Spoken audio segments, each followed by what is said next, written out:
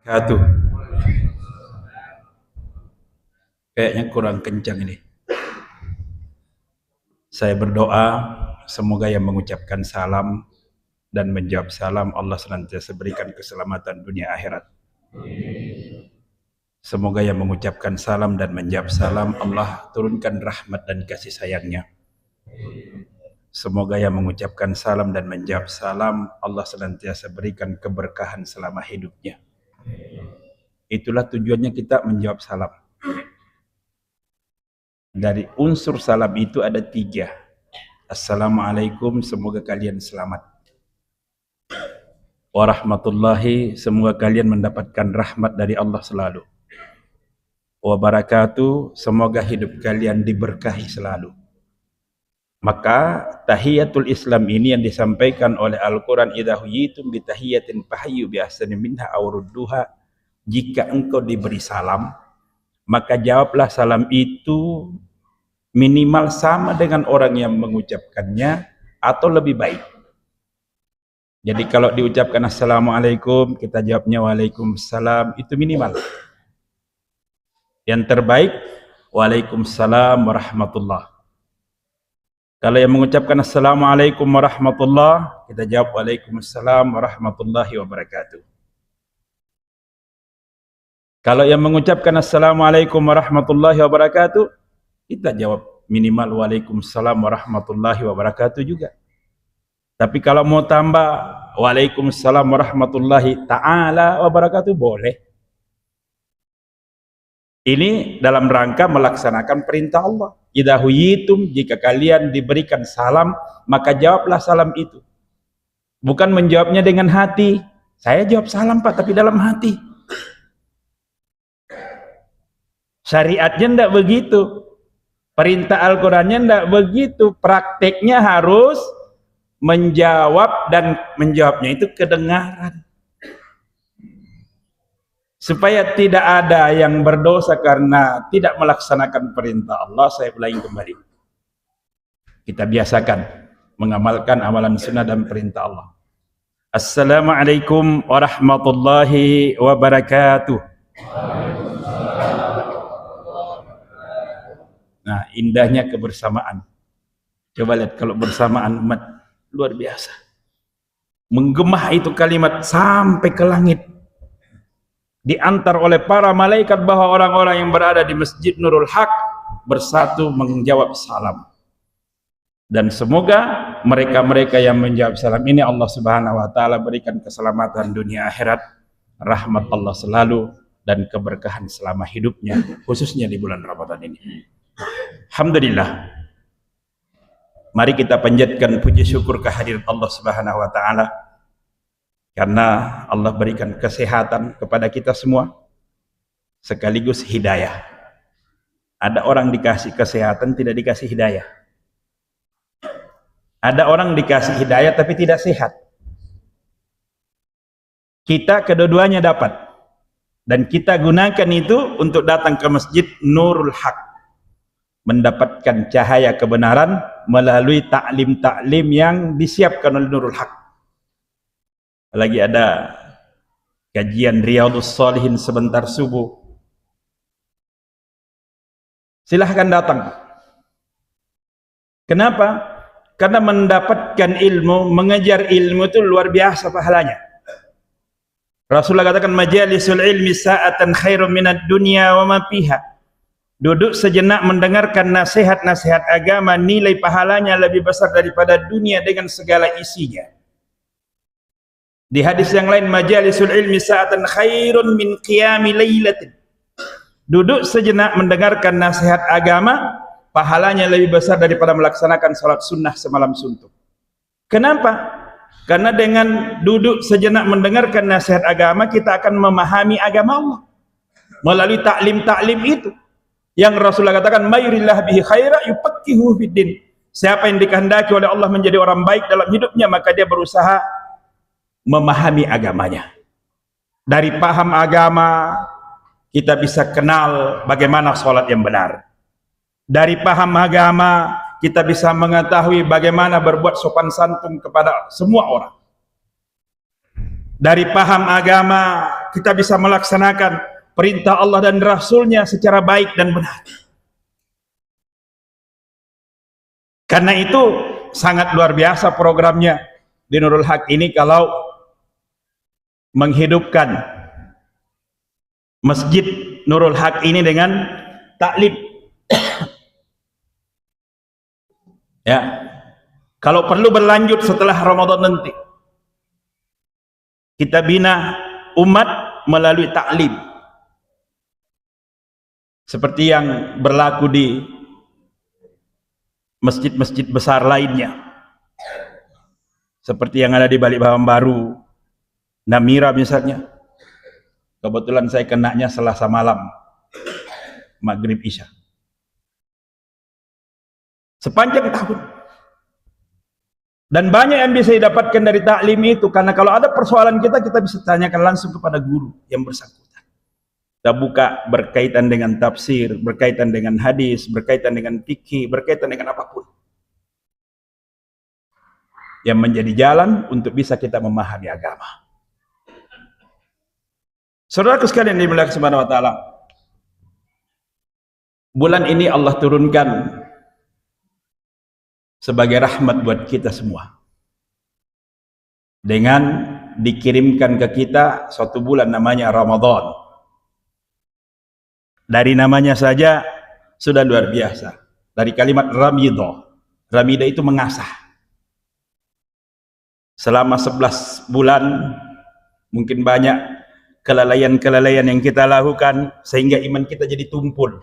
Datang Ramadan mengasah kembali. Mengasahnya dengan cara apa? Di siang hari kita diasah dengan puasa.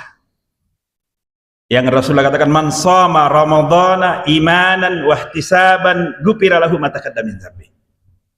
Siapa saja yang berpuasa di siang hari pada bulan Ramadan, imanan dengan penuh keimanan, wahtisaban dengan penuh kesungguhan, ghufira lahu ma taqaddama min dzambihi, maka akan diampuni seluruh dosa-dosanya yang terjadi, yang terdahulu. Syaratnya imanan wahtisaban. Kita cek dulu apa itu puasa. Puasa dari kalimat soma. Soma itu mengandung 3 huruf. Sod, alif, mim.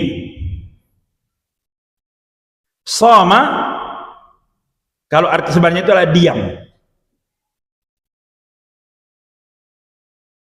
Dia adalah kata kerja, fi'il madhi. Shoma yang berarti menahan diri.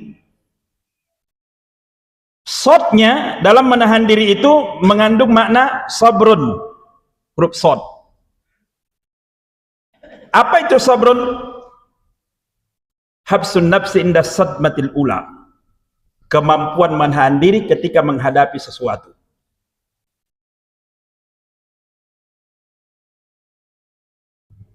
Menahan diri ketika menghadapi cobaan.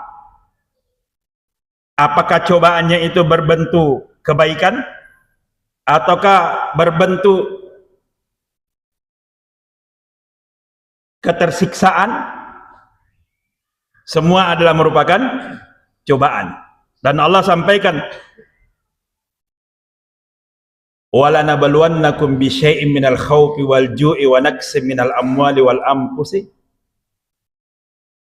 wa basyiris sabirin was samarati wa basyiris sabirin.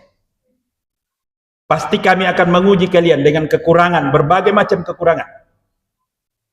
Ketakutan, kelaparan, kekurangan harta, bahkan kematian, paceklik, gagal panen.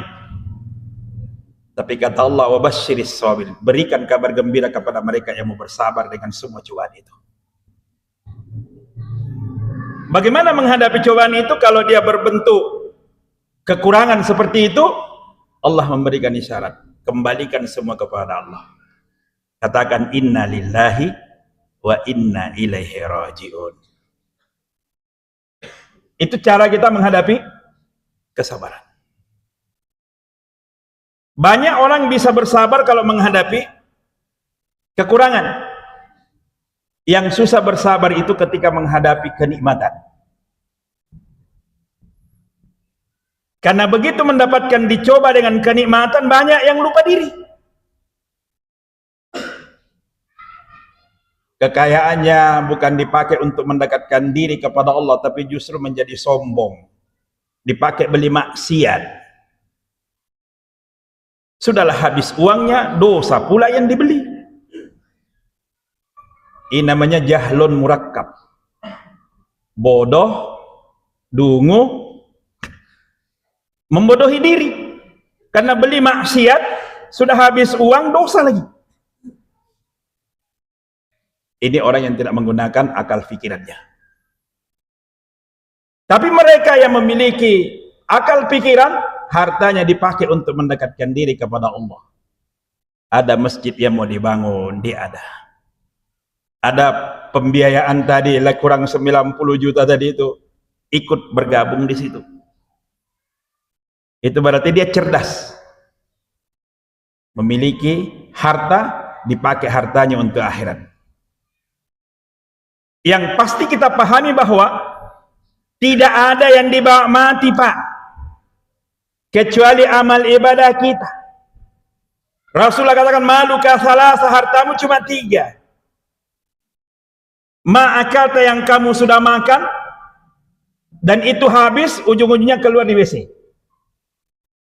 Jadi kotoran, jadi kencing, jadi keringat. Yang kedua, malabista, yang kamu pakai. Baju yang kita pakai, ujung-ujungnya nanti jadi robek, jadi lap, kesek kaki, hancur. Dan yang terakhir, ma'ampakta, hartamu adalah yang engkau impakkan di jalan Allah. Dan itulah yang akan kita terima. Itulah yang akan menemani kita di alam kubur. Itulah yang akan menaungi kita di padang mahsyar. Itulah yang akan menemani kita di titian siratal mustaqim. Dan luar biasanya ketika kita berimpak, minimal diganjar 10 kali lipat atau 70 kali lipat atau 700 kali lipat atau 1000 kali lipat atau tak terhingga, tergantung siapa dan bagaimana cara kita berimpak. Kalau yang 10 kali lipat, ada orang lewat kita tidak kenal, dia minta bantuan, kita kasih, dapat 10 kali lipat. Al-ajur asram salihah. Ada kita kenal, mungkin dia sepupu kita, mungkin dia kenalan kita, mungkin dia tetangga kita, mungkin dia sepupu kita, saudara kita, butuh bantuan, kita bantu, pahalanya 70 kali lipat. Ada masjid mau dibangun, ada pesantren mau dibangun, kita bantu, 700 kali lipat. Mathalul ladzina yunfiquna amwalahum fi sabilillah kamathali habbatin ambatat sab'a sanabila fi kulli sumbulatin mi'atu habbah wallahu yudha'ifu liman yasha' wallahu wasi'un. Perumpamaan orang yang mengimpakkan hartanya di jalan Allah Subhanahu wa taala seperti perumpamaan 1 biji lalu tumbuh di tanah menjadi 1 pohon, dan pohon itu memiliki 7 tangkai. Dari setiap tangkainya 100 biji kali 7 berarti 700 kali lipat. Atau 1000 kali lipat. Siapa yang 1000 kali lipat? Adalah orang yang masih hidup orang tuanya, kedua orang tuanya, lalu dia berbakti kepada kedua orang tuanya. Maka nilai pahalanya kepada kedua orang tuanya dia membantu, mungkin dia bantu 100.000 setiap bulan, mungkin 1 juta setiap bulan, Allah lipat gandakan itu menjadi 1000 kali lipat. Berbahagialah mereka yang memiliki orang tua masih hidup, lalu dia berbakti ke orang tuanya, dia akan mendapatkan pahala 1000 kali lipat daripada pembiayaan terhadap kedua orang tua. Itu yang disebut dengan birrul walidaini. Ada yang tak terhingga. Yang tak terhingga itu kepada siapa? Kepada para alim ulama yang kita bantu dakwanya dengan bentuk apapun. Kita tidak menghalangi dakwanya, tapi justru kita membantu dakwanya, kita fasilitasi dakwanya. Maka nilai pahalanya itu tak terhingga. Hanya Allah yang tahu berapa nilai yang kita berikan dan berapa nilai yang Allah kasih. Tergantung keikhlasan kita. Kenapa ulama terlalu besar? Karena ulama itu warasatul anbiya, penggantinya Nabi dalam urusan dakwah, penggantinya Nabi yang menyampaikan apa kata Al-Quran, apa kata hadis. Maka nilai pahalanya ketika kita membantu para alim ulama yang ikhlas berdakwah di jalan Allah Subhanahu wa taala, nilainya tak terhingga. Nah, Ramadan datang, manfaatkan itu. Ini berapa menit dikasih ini? Sudah waktunya. Ayah. Di sini ada 20 menit. Mudah-mudahan apa yang saya sampaikan ini ada manfaatnya.